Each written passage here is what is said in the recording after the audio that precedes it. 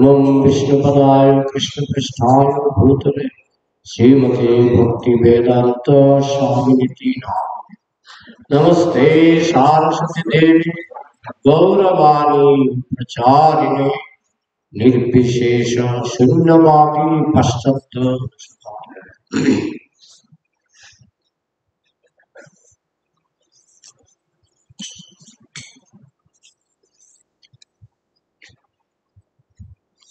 आज আমরা শ্রীমদ্ ভাগবতের তৃতীয় স্কন্ধের 27 নম্বর অধ্যায়ের 26 নম্বর শ্লোক থেকে শ্রবণ করব। অধ্যায়ের নাম যারা প্রকৃতির উপলব্ধি কপিল শিক্ষামৃত। সবাই আমার সঙ্গে সঙ্গে বলুন। এবং বিদিত তত্ত্বস্য প্রকৃতির্ময়ী মানসম যুঞ্জত নাপকুরুত आत्मारामस्य परिहिचित। श्रील प्रभुपाद कृत अनुवाद एवं तात्पर्य। जय श्रील प्रभुपाद की।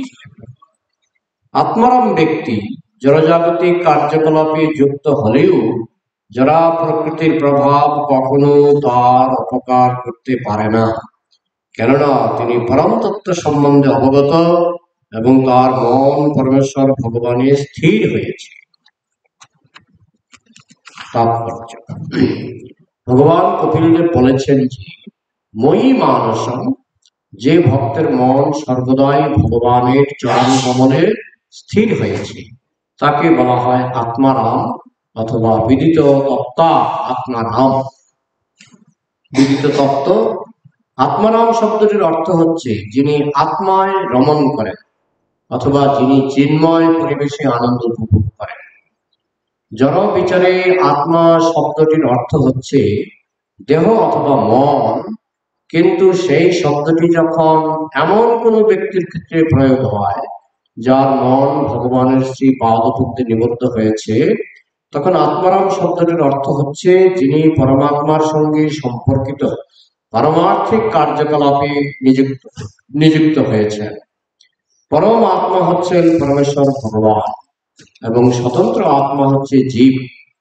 জীবাত্মা যখন পরমাত্মার সেবায় যুক্ত হন এবং ভগবানের আশীর্বাদ প্রাপ্ত হন, তখন জীব আত্মারাম স্থিতি লাভ করেছেন বলা হয়।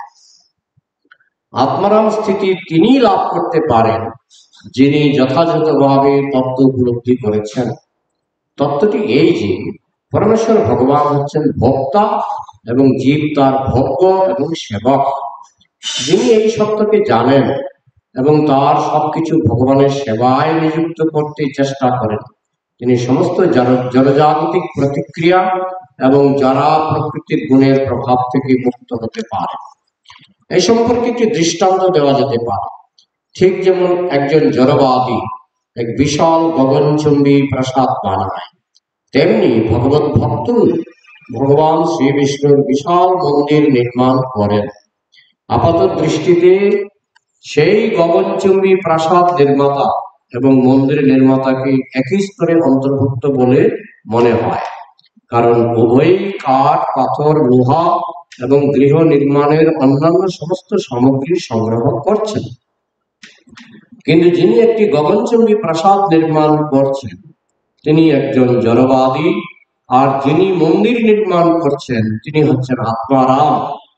জড়বাদী গগনচুম্বী প্রাসাদ নির্মাণ করে তার দেহের সম্পর্কে নিজের তৃপ্তি সাধন করতে চায়, কিন্তু ভগবত ভক্ত মন্দির নির্মাণ করে পরমাত্মা বা পরমেশ্বর ভগবানের তৃপ্তি সাধন করার চেষ্টা করে। যদিও তারা উভয়ই ভৌতিক কার্যকলাপের সংসর্গযুক্ত, তবু ভগবত ভক্ত মুক্ত এবং জড়বাদী হচ্ছেন বদ্ধ। তার কারণ হচ্ছে মন্দির নির্মাণ করেছেন যে ভক্ত, তিনি তার মনকে পরমেশ্বর ভগবানে নিবদ্ধ করেছেন, কিন্তু অভক্ত যে গগনচুম্বী প্রাসাদ নির্মাণ করছে তার মন ইন্দ্রিয় তৃপ্তি সাধনে মগ্ন। যে কোনো কার্য সম্পাদন করার সময়, এমনকি এই জড়জগতেও, মন যদি পরমেশ্বর ভগবানের শ্রী পাদপদ্মে স্থির থাকে তাহলে তিনি বদ্ধ হবেন না। পূর্ণ কৃষ্ণ ভাবনায় যিনি ভক্তিময়ী সেবায় যুক্ত, তিনি সর্বদাই যারা প্রকৃতির প্রভাব থেকে মুক্ত। তো গতকালকের শ্লোকে বলা হয়েছে যে মানুষ যতক্ষণ স্বপ্নে থাকে তখন স্বপ্নটাকে বাস্তব বলে মনে হয়, স্বপ্নের সুখ স্বপ্নের দুঃখকে মনে হয় যে বাস্তব সুখ এবং বাস্তব দুঃখ। কিন্তু ঘুম থেকে জেগে উঠলে বোঝা যায় যে দুঃখটাও বাস্তব ছিল না, সুখটাও বাস্তব ছিল না, সুখটাও মিথ্যা, দুঃখটাও মিথ্যা, স্বপ্নের মিথ্যা। তো এটা কার পক্ষে না? ঘুম থেকে জেগে ওঠা মানে কি? ঘুম থেকে জেগে ওঠা মানে কৃষ্ণকে উপলব্ধি করা। জীব জাগো জীব জাগো ওরা চাঁদ বলে, কত নিদ্রা যাও মায়া পিশাচির বলে। আমরা জেগে জেগে ঘুমাই, চোখ খোলা আছে কিন্তু ঘুমাচ্ছি, মায়ার ঘুম। হ্যাঁ, তো আজকের শ্লোকে কপিল দেব বলছেন যারা আত্মারাম ব্যক্তি, আত্মারাম ব্যক্তি মানে যিনি কৃষ্ণকে উপলব্ধি করেছেন। হ্যাঁ, আত্মারাম সন্ধি বিচ্ছেদ করে বলা হয়েছে আত্ম আরাম। আত্ম আরাম, আত্মার মধ্যেই সন্তুষ্ট। আরাম, আরাম কথাটা আমরা বাংলাতে বলি না, আরাম। আরাম মানে খুব সুখ আনন্দ, আমি খুব আরামে আছি। যিনি আত্মার মধ্যে আরামে থাকেন তাকে বলা হয় আত্মার। তো আত্মার মধ্যে আরামে কে থাকে? আত্মার মধ্যে আরামে সেই থাকে যার সঙ্গে ভগবানের সম্পর্ক হয়েছে, কৃষ্ণের সম্পর্ক হয়েছে। সে হতে পারে পরমাত্মা রূপে, চতুর্ভুজ পরমাত্মা রূপে ভগবান আমাদের হৃদয়ে বিরাজ করছেন, সেই রূপের সঙ্গে আমাদের সম্পর্ক হতে পারে। আরো উন্নত হলে কৃষ্ণের সঙ্গে আপনার সম্পর্ক হতে পারে। কিন্তু যখন কৃষ্ণের সঙ্গে আপনার সম্পর্ক হয়ে যাবেন তখন এই জড়জগতে থাকলেও, এটাই কপিল দেব বলছে, যে জড়জাগতিক কার্যকলাপে যুক্ত হলেও জড়জাগতিক কার্যকলাপ দেখতে মনে হবে জড়জাগতিক কার্যকলাপ। হ্যাঁ, যেমন প্রভুপাদ খুব সুন্দর দৃষ্টান্ত দিয়েছেন, যেমন মায়াপুর একটা বিশ্ব মন্দির, এত বড় বিল্ডিং, অনেক সময় বড় বড় যারা বড় বড় কোম্পানির মালিক তারা কিন্তু অনেক সময়, আপনি আমেরিকায় গেলে দেখবেন অনেক উঁচু বিল্ডিং, তাই না? এখন নাকি আরবে অনেক উঁচু বিল্ডিং, হ্যাঁ, দুবাই সব জায়গায় অনেক উঁচু উঁচু বিল্ডিং। হ্যাঁ, কোথায় যেন আমেরিকায় বোধহয় একটা বিল্ডিং আছে না, 100 তলার মতো বিল্ডিং, হ্যাঁ, এম্পায়ার বিল্ডিং 110 তলা। তো এখন এখন কৃষ্ণ ভক্ত এমন একটা বিল্ডিং করেন, যেমন আমাদের মায়াপুরে হচ্ছে বিশ্ব মন্দির, টিওপিপি। এমন বিল্ডিং হচ্ছে সারা পৃথিবীতে এত বড় মন্দির আজ অব্দি হয়নি। এত বড় মন্দির সারা পৃথিবীতে আজ অব্দি হয়। এখন এই মন্দির করতে গেলে যে পরিশ্রম, চিন্তা ভাবনা, এবং ইঞ্জিনিয়াররা কত কষ্ট করে তারা প্ল্যান করতে লেগে গেল কত বছর, প্ল্যানটা পাস করাতে। তারপরে যে আমি দেখেছি, আমি তো একেবারে গোড়া থেকে দেখলাম যে ওইখানে যে স্টিল ব্যবহার করা হয়েছে, স্টিলের রং কিন্তু আমাদের এই এখানে যে লোহা আসে এরকম না, একদম ধবধবে সাদা রঙের স্টিল। সে আমাদের বিশ্ব মন্দিরে যে স্টিল ব্যবহার করা হয়েছে সেগুলি কিন্তু খাঁটি স্টিল। এগুলি এখানে যে লোহা দিয়ে বিল্ডিং হয়, আমাদের টিওপিপি মন্দির, বিশ্ব মন্দির, সেটা কিন্তু সাধারণ লোহা দিয়ে তৈরি হচ্ছে না, একদম ঝকঝকে স্টিল দিয়ে। এবং সেটাও আমি দেখতাম, আমি একদিন ঢুকেছিলাম, দেখলাম একটা চৌবাচ্চা বানানো হয়েছে, চৌবাচ্চা বিশাল বড় চৌবাচ্চা, চৌবাচ্চার ভিতরে কি ফেলে দিয়েছে, এখানে হাত দেবেন না, কি এটার মধ্যে কেমিক্যাল আছে। হ্যাঁ, আর সেই কেমিক্যালের মধ্যে স্টিলগুলি মানে চুবিয়ে দিচ্ছে, ডুবিয়ে দিচ্ছে। কেন না? এটা খাঁটি স্টিল না নকল স্টিল। যদি নকল স্টিল হয় এখানে গলে যাবে বা দাগ পড়ে যাবে, যদি খাঁটি স্টিল হয় এটা এই কেমিক্যালে স্টিলের কিছু হবে না।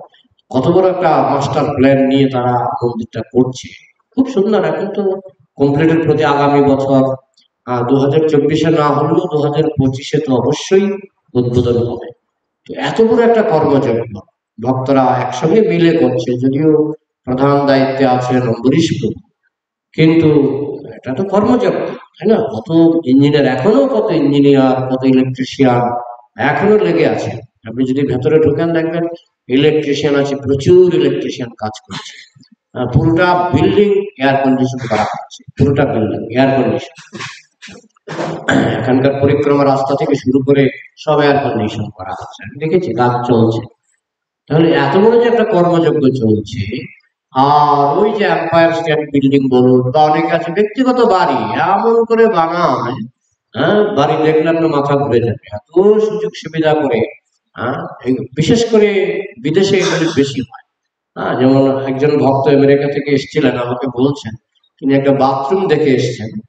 বাথরুমটা মানে মানে আমাদের ভারতে এরকম হয়তো বাড়িও এর থেকে ছোট, বাথরুমটা এত বড়। আবার কিরকম বাথরুম, বাথরুমের ভিতরে টেলিভিশন আছে, তারপরে নিউজ পেপার আছে, সব আছে। আবার বাথরুমটা নাকি ঘুরে, মানে এমন মেশিন ফিট করা আছে যে রোটেশন, পায়খানা করছে, পায়খানা করতে করতে ঘুরতে ঘুরতে সে টেলিভিশনের কাছে যায়, টেলিভিশন চালিয়ে দেয়। কিছুক্ষণ টেলিভিশন দেখার পরে আবার ঘুরতে ঘুরতে সে পত্রিকার কাগজ যেখানে আছে সেখানে যায়, সেখানে গিয়ে কিছুক্ষণ পত্রিকা পড়ে। হ্যাঁ, এই বাথরুমটা ঘুরছে, তার যে কমোড যেটা যেটায় বসে এসে পায়খানা করছে ঘুরছে, সেটা রোটেশনে। কি মজা, কি জানে। যাই হোক, এইসব জিনিস তারা করছে। বাইরে থেকে দেখে মনে হচ্ছে সেও বিল্ডিং বানাচ্ছে, প্রভুপাদও বিল্ডিং বানাচ্ছে। হ্যাঁ, সেও হয়তো মামলা মোকদ্দমায় কোর্টে দৌড়াচ্ছেন। আমাদের বোম্বে মন্দিরের মামলা মোকদ্দমায় আমাদের ভক্তরাও গেছে, তাই না?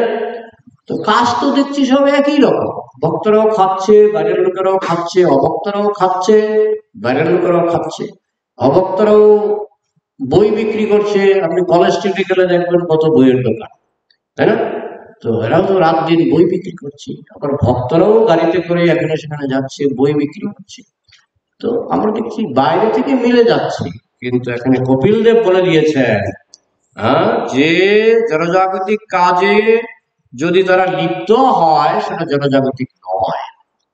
টাকা রোজগার করা আপাত দৃষ্টিতে জনজাগতিক কাজ, কিন্তু ভক্তরা করতে পারে, কিন্তু করে রেজাল্টটা কাকে দেবে? কৃষ্ণকে। এই যে বিল্ডিং হচ্ছে টিওবিপি, বিল্ডিংটা কার জন্য? কৃষ্ণের জন্য, কৃষ্ণের বাণী প্রচারের জন্য। হ্যাঁ, এক অদ্ভুত মন্দির হইবে প্রকাশ, কার বাণী? নিত্যানন্দ প্রভুর বাণী। মহাপ্রভু বলেছিলেন, পৃথিবীতে আছে যত নগরাদি গ্রাম সর্বত্র প্রচার হইবে মনে। মহাপ্রভুর বাণী এখন মোটামুটি ছিল প্রভুপাদ পূরণ করে দিয়েছেন। বাকি ছিল নিত্যানন্দ প্রভুর ভবিষ্যৎবাণী। এক অদ্ভুত মন্দির হইবে প্রকাশ, গৌরাঙ্গের নিত্য সেবার হইবে বিকাশ। হইবে, হইবে মানে ভবিষ্যতে হবে। নিত্যানন্দ প্রভু জীব গোস্বামীকে বলেছিলেন। এই ভবিষ্যৎবাণীটা প্রভুপাদ জানতেন এবং বলে গেছেন এটা হবে। প্রভুপাদের জীবদ্দশায় হয়নি। প্রভুপাদের অদ্ভুত মন্দির, এটা প্রভুপাদের তিরোধানের পর, তার দেহত্যাগের পর কাজটা শুরু হয়েছে। কিন্তু নিত্যানন্দ প্রভুর ভবিষ্যৎবাণী এটাও ইস্কনের মাধ্যমে, মহাপ্রভুর ভবিষ্যৎবাণী এটাও প্রধানত ইস্কনের মাধ্যমে জগতে সফল হয়েছে। তো এগুলি তো বাইরে থেকে দেখতে মনে হয় যেন জনজাগতিক কাজ, কিন্তু এগুলি জনজাগতিক কাজ নয়।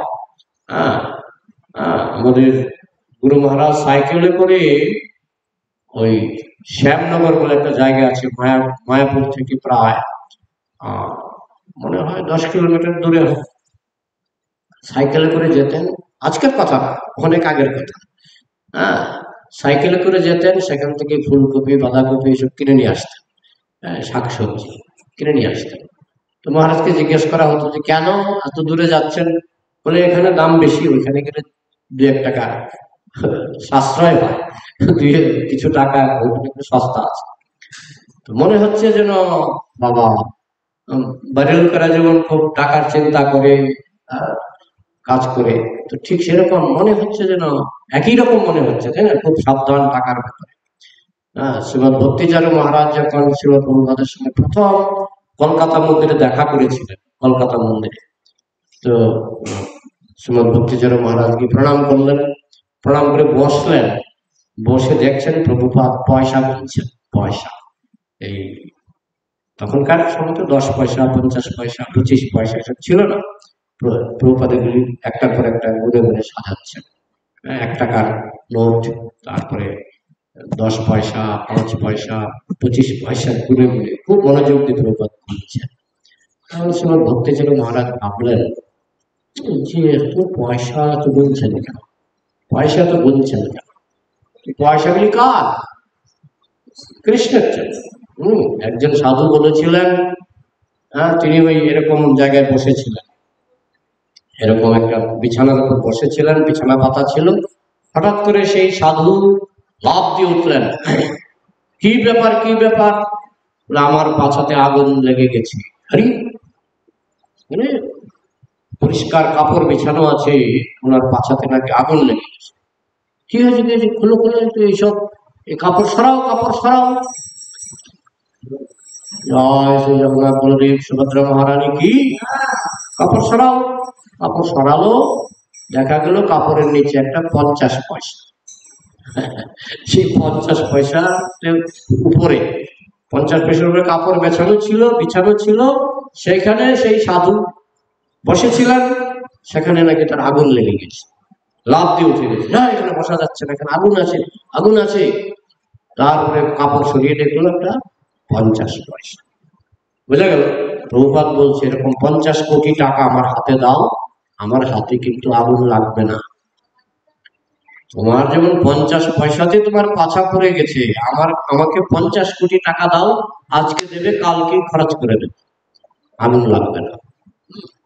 আসলে কি, কৃষ্ণ ভক্ত সবকিছু কৃষ্ণের জন্য করেন।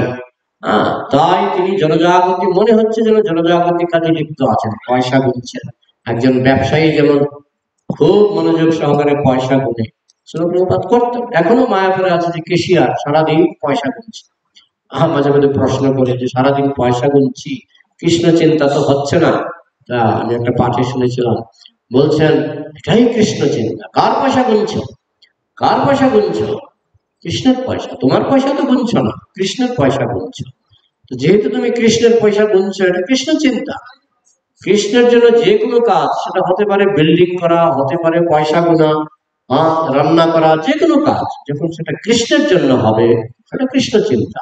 এটা কৃষ্ণ থেকে আলাদা কিছু নয়। সেটাই কপিল দেব মাতা দেবভূতিকে বলছেন, যিনি কৃষ্ণকে উপলব্ধি করেছেন।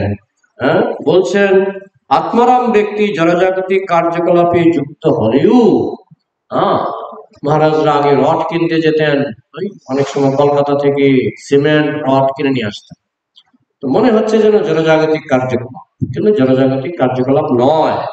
জনজাগতিক কার্যকলাপে যুক্ত হলেও জরা প্রকৃতির প্রভাব কখনো তার অপকার করতে পারে না। জরা প্রকৃতি আমাদের অপকার তখনই করে যখন আমরা নিজেরা ভোগ করতে চাই, আমি ভোগ করবো, তখনই কিন্তু আমাদের দুর্দশা। কিন্তু যখন আমি একই জিনিস কৃষ্ণকে ভোগ করা, কারণ আমি হচ্ছি সেবক, আমি হচ্ছি বান্দা, তাই আমার কাজ হচ্ছে সবকিছু কৃষ্ণের সেবায় লাগুক। আমি হচ্ছি কৃষ্ণের সেবক, কৃষ্ণের দাস, তাই সবকিছু দিয়ে কৃষ্ণের সেবা করা। বিল্ডিং হবে কৃষ্ণের জন্য, রান্না হবে কৃষ্ণের জন্য। এইভাবে যখন সবকিছুই কৃষ্ণের সেবায় লাগানো হয়, তখন আমাদেরকে কোনো জনজাগতিক বন্ধন আমাদেরকে আবদ্ধ করতে পারে না। আত্মরামস্য মূলয়ো নিগ্রন্থপি গুরুক্রমে কুর্বন্তি অবৈতকম ভক্তিং চিত্তম্ভূত গুণহরি। আত্মারাম, এখানে বলা হচ্ছে আত্মারাম। আত্মারাম মানে যিনি নিজের মধ্যেই আনন্দ পান। আর যারা নিজের মধ্যে আনন্দ পান না, তারা বাইরে আনন্দ খুঁজে বেড়ায়, বহির্মুখী। তারা হচ্ছে বহির্মুখী। আর যারা অন্তর্মুখী, তারা নিজের মধ্যেই আনন্দ খুঁজে পান। গীতার একটা শ্লোক আছে, সেই শ্লোকটা, ব্রহ্মণ্যাধায় কর্মাণি সঙ্গং ত্যক্ত্বা করোতি য লিপ্যতেন সপাপেন পদ্মপত্রমিবাম্ভসা। ব্রহ্মণ্যাধায় কর্মাণি, যিনি কৃষ্ণকে সমর্পণ করে কর্ম করেন, কৃষ্ণের জন্য কর্ম করেন। ব্রহ্মণ্যাধায় কর্মাণি সঙ্গং ত্যক্ত্বা করোতি য, এবং সেই কর্মকে ভোগ করার তার কোনো বাসনা থাকে না, যা করছেন কৃষ্ণের জন্য করছেন। সঙ্গম ত্যাগটা মানে আসক্তি পরিত্যাগ করে, সঙ্গ মানে আসক্তি, সঙ্গম ত্যাগটা করে দিও। যারা এইভাবে কৃষ্ণের জন্য কর্ম করেন, লিপ্যতেন সপাপেন, সে পাপের দ্বারা কখনো বদ্ধ হয় না, পাপ তাকে ধরতে পারে না, পাপ তাকে স্পর্শ করতে পারে না। পদ্মপত্র বিবাম ভাষা, ঠিক যেমন পদ্মপাতা পুকুরের মধ্যে থাকে, জলের মধ্যে থাকে, কিন্তু জল পদ্মপাতাকে স্পর্শ করতে পারে না, ঠিক তেমনি সমস্ত কার্যকলাপ মনে হচ্ছে যে ভক্ত কোর্টে দৌড়াচ্ছে। হয় আমাদের বোম্বে মন্দিরে ভক্তকে কোর্টে দৌড়াতে হয়েছিল, জানেন? বোম্বে মন্দিরের কেস হলো না, বড় একটা কেস হয়েছিল। তো সেই কেসে কোর্টে দৌড়াতে হয়েছিল ভক্তদেরকে, গিরিরাজ মহারাজ এবং অনেকেই কোর্টে দৌড়াদৌড়ি করেছিলেন। তো কোর্টে দৌড়ানো তো সাধারণত জনজাগতিক মানুষ করে, মামলা মোকদ্দমা, আমরা বলি মামলাবাজ, তাই না? কিন্তু কৃষ্ণ ভক্ত করতে পারে। কৃষ্ণ ভক্ত যাবতীয় টেনশন নিতে পারে কৃষ্ণের জন্য। সেই টেনশন হবে মুক্তির কারণ, মুক্তির কারণ, আনন্দের কারণ। কৃষ্ণের জন্য টেনশন, সেটা হবে আনন্দের কারণ। আর নিজের জন্য টেনশন, সেটা হবে দুঃখের কারণ, দুঃখের কারণ। এটাই কপিলদেব বলছেন। আমাদের কিরকম হতে হবে? কখনো বলা হচ্ছে আমাদের হতে হবে পদ্মপাতার মতো, সব কাজ করব কিন্তু কৃষ্ণের জন্য। আর কি আরেকটা বলা হচ্ছে যে কাঁঠাল যে খায় না, কাঁঠাল কাঁঠাল খাওয়ার আগে কি করে মুখে তেল মাখে, অনেকে তেল মাখে। কেন তেল মাখে? আঠাটা যাতে না লাগে। বলা হচ্ছে যারা উন্নত ভক্ত তারা সংসারের থেকেও সংসারের আঠা তাদের লাগে না, কারণ তাদের কৃষ্ণ ভক্তির তেল মাখা আছে, কৃষ্ণ ভক্তির তেল মাখা আছে। একটা শ্লোকও আছে এ ব্যাপারে, যে আমার এখন সময়ের সব শ্লোক মনে পড়ে না, এটা একটা সুন্দর শ্লোক আছে, যে গৃহেষু গৃহেষু আবিশতাং চাপি পুংসাং কুশল কর্মণাম মৎবার্তা যত জামানাম নবন্ধায় গৃহামতা। গৃহেষু আবিশতাং চাপি, গৃহের মধ্যে আবিষ্ট, গৃহের মধ্যে আছেন, স্ত্রী পুত্র পরিবার নিয়ে আছেন। গৃহেষু আবিশতাং চাপি পুংসাং কুশল কর্মণাম, কিন্তু খুব এক্সপার্ট, খুব এক্সপার্ট।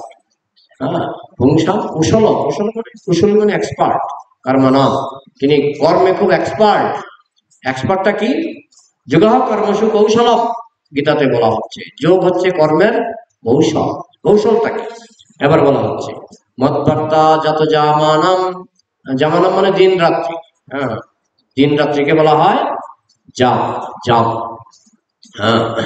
তাহলে মতবার্তা যত জামানাম, যার দিন রাত্রি কাটে, মতবার্তা মানে কৃষ্ণ বার্তা, কৃষ্ণ কথায়, কৃষ্ণ কথায় যার দিন রাত্রি কেটে যায়। নবন্ধায় গৃহমতা, গৃহ তাকে বন্ধন করতে পারে না। সে গৃহে থাকলেও যদি কৃষ্ণ কথায় তার দিন রাত্রি যাপিত হয়, মতবার্তা যত জামানাম, মতবার্তা মানে আমার বার্তা, আমার কথা মানে কৃষ্ণ কথা। এই শ্লোকের বক্তা হচ্ছেন কৃষ্ণ।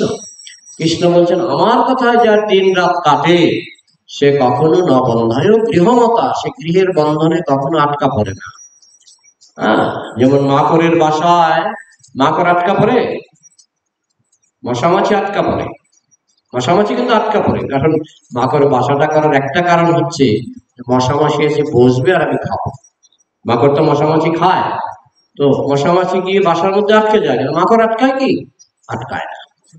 আবার মাকড়ের বাচ্চাগুলিকে আটকায়, মাকড় তো শত শত বাচ্চা পারে না, শত শত বাচ্চা পারে, আটকায়। দেখুন বাচ্চাগুলি আটকাচ্ছে না, অথচ মাছি আটকে যাচ্ছে, মশা আটকে যাচ্ছে, বাচ্চাগুলি কেন আটকাচ্ছে না?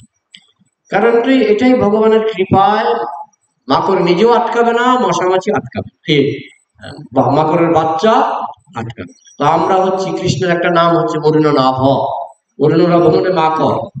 কৃষ্ণের একটা নাম হচ্ছে অরুণ নাভ, যার নাভি থেকে উড়না বেরোয়, নাভি থেকে উড়না বেরোয় কার? মাকড়ের। তো কৃষ্ণের একটা নাম হচ্ছে অরুণ নাভ, মানে যার নাভি থেকে জাল বেরোয়, এই মায়া জাল। এই মায়া জালে মশামাছি আটকে যাবে, মানে পাপি তাপি আটকে যাবে, কিন্তু মাকড়ের বাচ্চাগুলিকে আটকাবে? আমরা হচ্ছি সেই মাকড়ের বাচ্চা। আমরা যারা ভক্ত হওয়ার চেষ্টা করছি, আমরা হচ্ছি সেই মাকড়ের বাচ্চা। তো কৃষ্ণ বলছেন যদি ভক্ত হয়ে থাকো তাহলে মায়া জালে আটকাবে না। ঠিক মাকড়ের বাচ্চা যেমন মাকড়ের বাসায় আটকায় না, মাকড় নিজেও আটকায় না, ঠিক তেমনি ভগবান নিজেও মায়া জালে আটকাবেন না। আবার যারা ভগবানের ভক্ত বৈষ্ণব, শুদ্ধ বৈষ্ণব, তারাও মায়া জালে আটকাবে না। তো এটাই কপিলদেব বলতে চাইছেন, যে গৃহে থাকো, কর্ম করো, তাতে কোনো অসুবিধা নাই, কিন্তু আটকাবে না, আটকাবে না। পদ্মপাতা যেমন জলে আটকায় না, মাকড়ের বাচ্চা যেমন মাকড়ের বাসায় আটকায় না, কিংবা কাঁঠাল খাওয়ার সময় তেল মাখলে যেমন কাঠা লাগে না সেইভাবে জীবনযাপন করার কৌশল তাকে বলা হয় যোগ। যোগ কর্মসু কৌশল। কর্ম করতে কোনো দোষ নাই, সমস্ত কর্ম করো কৃষ্ণের উপর নির্ভর করে, কৃষ্ণের উপর ছেড়ে দিয়ে। হ্যাঁ, আমি শুধু উপলক্ষ, আমি কৃষ্ণের দাস, লাভ হলো কৃষ্ণের, লস হলো কৃষ্ণের। এইভাবে যদি আমরা জীবনযাপন করতে পারি তাহলে আমরা জীবনে খুব শান্তিতে থাকতে পারবো। না হলেই বন্ধন, টেনশন, মানুষ সুইসাইড করে ফেলে, টেনশনের ভার সহ্য করতে না পারে ভোগ বিলাসের চক্করে ঘূর্ণি পাকে যখন সে পড়ে যায় না, ভোগ বিলাসের ঘূর্ণি পাকে মাঝে মধ্যে সে সুইসাইড করে। তো এই জন্য আমাদেরকে কৃষ্ণ ভাবনার দ্বারা নিজেদেরকে এমন ভাবে স্টেরিলাইজ করে নিতে হবে। স্টেরিলাইজ, যেমন করোনা হয়েছে, ইঞ্জেকশন, যারা ইঞ্জেকশন নিয়েছে বলছে তাদের করোনা হবে না। যক্ষার ইঞ্জেকশন পাওয়া যায়, যক্ষার ইঞ্জেকশন ডাক্তাররা নেয়। যারা যক্ষার ডাক্তার তারা কিন্তু হাসপাতালে বারবার যায়, ঘন ঘন যায়, কিন্তু তাদেরকে যক্ষা ধরে না। কিন্তু আপনি যদি একদিন যান আপনাকে ধরে ফেলতে। হ্যাঁ, কারণ ওই ডাক্তারদের ইঞ্জেকশন নেওয়া আছে। আমাদের কৃষ্ণ ভক্তির ইঞ্জেকশন নিয়ে রাখতে হবে। তারপর আমরা যেখানেই যাই, নারদ মুনি তো নরকেও যেতেন প্রচার করতে নরকেও যেতেন নারদ মুনি। তো আমাদের অনেক সময় নারকীয় পরিবেশে যেতে হবে, যেখানে মানুষ খুব ভোগবিলাসী, হ্যাঁ, উচ্ছৃঙ্খল। সেখানেও প্রভুপাদ গেলেন না আমেরিকায়। হ্যাঁ, কত উচ্ছৃঙ্খল পরিবেশ। হ্যাঁ, আমেরিকায় এমন জায়গা আছে মেয়েরা জাঙ্গিয়া পরে ঘুরে বেড়ায় রাস্তাঘাটে, ভালো জায়গা, এয়ারপোর্টে। হ্যাঁ, আমাকে একজন বললেন যে আমি গেছিলাম আমেরিকা না আরেকটা দেশে, কোরিয়া না কোথায়, থাইল্যান্ড না কোথায়, বলছে এয়ারপোর্টের মধ্যে জাঙ্গিয়া পরে মেয়েরা ঘুরে বেড়াচ্ছে। হ্যাঁ, আর আমেরিকাতে আরো বেশি এসে। তো আপনার তো প্রভুপাদ তো সেই ঝুঁকি নিয়েছেন, প্রভুপাদের সামনে যারা পড়েনি তা নয়, প্রভুপাদের চোখের সামনে ওরা পড়েছে। কিন্তু যেহেতু প্রভুপাদ ছিলেন কৃষ্ণগত প্রাণ, তাই প্রভুপাদকে এইসব প্রভাবিত করতে পারেনি। এটাই কপিল দেব বলছেন যে কৃষ্ণ ভাবনার কবচ যদি আমরা লাভ করতে পারি তাহলে যে কোনো জনজাগতিক মায়ামোহ আমাদেরকে প্রভাবিত করতে পারবে না। আর কৃষ্ণ ভাবনার কবচ যদি আমাদের না থাকে, সৌভরি মুনি জলের তলায় গিয়ে তপস্যা করেছিল, কৃষ্ণ ভক্ত ছিলেন না। দুটো মাছের মিলন দেখে তার মাথা গরম হয়ে গেল, যেহেতু তিনি কৃষ্ণ ভক্ত ছিলেন না। কিন্তু আমরা দেখেছিল প্রভুপাদ সারা বিশ্ব জুড়ে প্রচার করেছেন, তিনি মায়ার দ্বারা প্রভাবিত হননি। হ্যাঁ, এবং হরিদাস ঠাকুর তাকে স্বয়ং মায়াদেবী পরীক্ষা করতে এসছে, তিনি মায়ার দ্বারা প্রভাবিত হননি। লক্ষ্যহীরা বলে একজন পতিতা নারী হরিদাস ঠাকুরকে নষ্ট করতে এসেছিলেন, হরিদাস ঠাকুর তাকে দীক্ষা টিক্ষা দিয়ে মালা ধরিয়ে দিলেন যে তুমি জপ করো। হ্যাঁ, তো এই হচ্ছে কৃষ্ণ ভক্তির কবচ। এই কবচ যদি লাভ করা যায়, হ্যাঁ, জংলব্ধা চ অপরং লাভং মন্যতে নাধিকং তথা যস্মিন স্থিত ন দুঃখেন গুরুনাপি বিচাল্যতে। যা লাভ করলে আর কোনো লাভকে বড় বলে মনে হবে না, এমনকি মৃত্যু যন্ত্রণায় পর্যন্ত সে বিচলিত হবে না, তারই নাম কৃষ্ণ ভক্তি। সেটাই কপিল দেব বলছেন। মাতাদেব ভৌতিক উপলক্ষ করে আমাদের সবাইকে বলছেন যে আমরা যাতে কৃষ্ণ ভক্তির কবচটাকে লাভ করতে পারি। যদি কৃষ্ণ ভক্তির কবচ আমরা লাভ করতে পারি, মৃত্যু আমাদেরকে কষ্ট দিতে পারবে না, কোনো কিছুই আমাদেরকে বিচলিত করতে পারবে না, এবং সংসারের ঝামেলার মধ্যে থেকেও আমরা প্রভাবিত হব না। হরে কৃষ্ণ। 5 মিনিট সময় আছে, কারো যদি কিছু প্রশ্ন থাকে আলোচনা করা যায়।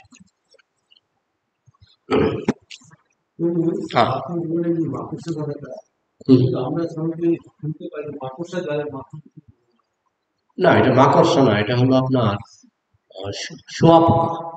শুঁয়াপোকা নিজের বাসায় নিজে আটকা করে নিজে মারা যায়। মাকড়সা নিজের যারা আটকায় না, আমরা দেখি চোখেই তো দেখি, দৌড়ায়, এই মাথা থেকে ওই মাথা দৌড়ায়। একটা মশা যদি গিয়ে বসে না, সঙ্গে সঙ্গে সে যদি থাকে দক্ষিণ প্রান্তে, সে দৌড়ে চলে যাবে উত্তর প্রান্তে। আমরা নিজেরা চোখে দেখেছি।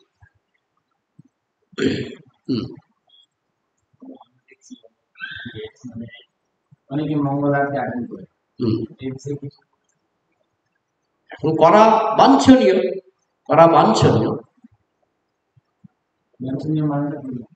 বাঞ্ছনীয় মানে করা উচিত।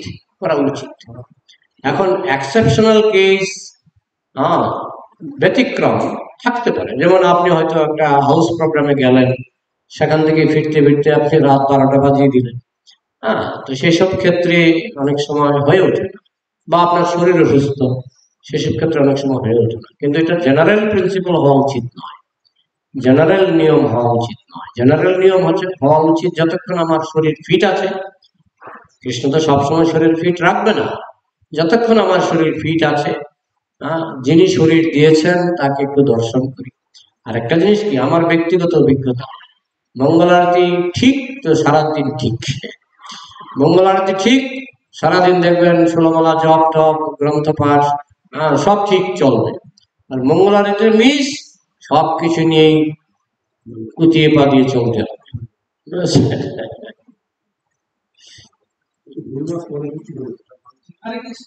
প্রভুপাদ তো একটা নোটিশ দিয়েছিলেন, সেই নোটিশটা মায়াপুরে কিছুদিন টাঙানো ছিল, প্রভুপাদের হাতের লেখা। হ্যাঁ, নো মঙ্গল আরতি নো প্রসাদ। যাই হোক, আমাদের গুরু মহারাজ শ্রীমৎ জয়পতাকা মহারাজ একবার প্রভুপাদকে প্রশ্ন করেছিলেন যে অনেক সময় কাজের চাপে আমি তো মঙ্গল আরতি আসতে পারি না। প্রভুপাদ বলেছিলেন, দুটো উত্তর দিয়েছিলেন। একটা হলো বিশেষ ক্ষেত্রে, বিশেষ ক্ষেত্রে মনে করো টাইম নেই, কোনো মতে হয়তো একটু লেট উঠে গেছে, দেরি হয়ে গেছে, সেক্ষেত্রে তুমি হাত মুখ ধুয়ে তুমি চলে আসতে পারো। এটা হলো ব্যতিক্রম, নিয়ম নয়। নিয়ম হলো স্নান করে আসা। আরেকটা ব্যতিক্রম বলেছেন যে তুমি যদি কোনো কারণে মঙ্গল আরতি মিস করো, গুরু পূজাটা মিস করবে না। মানে গুরু পূজাটা এক হিসাবে ভক্তদের জীবনে মঙ্গল আরতি থেকেও গুরুত্বপূর্ণ। সেটা আমি শ্রীমৎ জয়পতাকা মহারাজের পাঠে শুনেছিলাম, যে গুরু পূজাটা যেন কেউ মিস না করে। প্রদ্যুম্ন বলে একজন ভক্ত ছিলেন, তাকে প্রভুপাদ একটা ওই শালগ্রাম শিলা দিয়েছিলেন, যে তুমি শালগ্রাম শিলার পূজা করবে। তো একদিন গুরু পূজার সময় প্রভুপাদ কিন্তু গুরু পূজার সময় তাকাতেন, কে এলো কে এলো, দেখি প্রদ্যুম্ন নাই। তখন তিনি হরিশরী প্রভু ছিলেন প্রভুপাদের সেক্রেটারি, হরিশরী প্রভুকে জিজ্ঞেস করলেন প্রদ্যুম্ন কোথায়। তখন আমি দেখে আসছি প্রভুপাদ, আমি দেখে আসছি বলে দৌড় দিলেন, দৌড়ে গিয়ে প্রদ্যুম্নের ঘরে ঢুকলেন, দেখছি ঘন্টা বাজিয়ে শালগ্রামের পুজো করছে। তখন হরিশরী প্রভু ফিরে এসে প্রভুপাদকে বললেন, প্রভুপাদ আপনি যে একটা শালগ্রাম দিয়েছিলেন, উনি শালগ্রামের পূজা করছে। তখন প্রভুপাদ বললেন, বলো শালগ্রামের পূজা পরে করা যাবে, গুরু পূজায় যেন আসে। তো প্রভুপাদ এটা নিজের জন্য করেননি, প্রভুপাদ জানেন যে গুরু পূজা বা গুরু ভক্তি, গুরু সেবা না করলে পরে গুরু কৃপা না হয়। প্রভুপাদ যে বিশ্বজয় করেছেন, কেন প্রভুপাদ বিশ্বজয় করেছেন? কারণ তার শ্রীমৎ ভক্তি সিদ্ধান্ত সরস্বতী ঠাকুরের প্রতি অগাধ ভক্তি ছিল, গুরু কৃপায় সেটা করতে পেরেছে। তাই আমাদের জীবনে গুরু কৃপা অত্যন্ত গুরুত্বপূর্ণ। তাই কোনো কারণে যদি মঙ্গল আরতি মিসও হয়, এটা শ্রীমৎ জয়পতাকা মহারাজকে প্রভুপাদের নির্দেশ, গুরু পূজাটা যেন মিস না হয়। যাই হোক, এগুলো থেকে আমাদের শিক্ষণীয় কি? তবে এগুলি হচ্ছে ক্রাইসিস পিরিয়ডের জন্য, আমি পারলাম না সেই জন্য। কিন্তু নর্মাল হলো আমরা যাতে পারি, মঙ্গল আরতি বলুন, গুরু পূজাই বলুন, পারি, যোগদান করতে পারি। যত যোগদান করা যায় ততই মঙ্গল। ঠিক আছে, নেক্সট। যেমন হরিদাস ঠাকুরকে লক্ষ্য হীরা পরীক্ষা নিয়েছিল, মায়াদেবী কিরকম পরীক্ষা? এরপরে আবার মায়াদেবী এসেছিলেন, সেটাই চৈতন্য চরিতামৃতে লেখা আছে। লক্ষ্যহীরা চলে যাওয়ার পর মায়াদেবী ভাবলেন ঠিক আছে, লক্ষ্যহীরাকে তো হরিদাস ঠাকুর দীক্ষা দিয়ে দিল, এবার আমি একবার গিয়ে দেখি। তখন জগতের সমস্ত মায়ার সৃষ্টিকারিণী মায়াদেবী নিজেই একবার এসেছিলেন নারী রূপে হরিদাস ঠাকুরকে পরীক্ষা করতে, কিন্তু হেরে গেছিলেন, মায়াদেবী নিজেই হেরে গেছিলেন।